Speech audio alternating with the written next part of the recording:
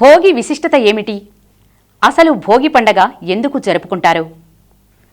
సంక్రాంతికి పాడి పంటలు ఇంటికి వచ్చే వేళ.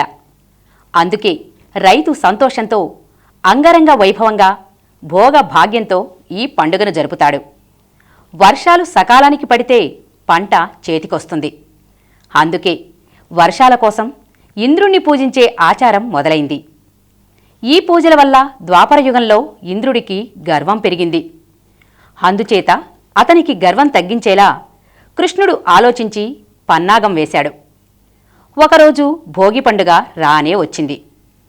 యాదవులంతా ఇంద్రపూజకు సకలము సిద్ధం చేశారు. అప్పుడు ఆ గొల్లలతో కృష్ణుడు, మనం గోవులను మేపుకునే గొల్లలం, కర్షకుల వలె మనకు వర్షాలు అంతగా అక్కరలేదు అని చెప్పాడు. మన గోవులకు మేత ఇచ్చేది గోవర్ధన పర్వతం మీది పచ్చిక బయలు. కాబట్టి మనం ఈరోజు గోవర్ధన పర్వతాన్ని పూజిద్దాం. వర్షాధిపతి ఇంద్రపూజ జోలికి మనం పోవద్దు అని తెలిపాడు కృష్ణ భగవానుడు. ఈ మాటలు ఒప్పుకున్న గొల్లభాములు ఇంద్రపూజకు స్వస్తి చెప్పారు. గోవర్ధనగిరిని పూజించటం ప్రారంభించారు. ఇంద్రుడు ఇది తెలుసుకున్నాడు. అతనికి కోపం వచ్చింది.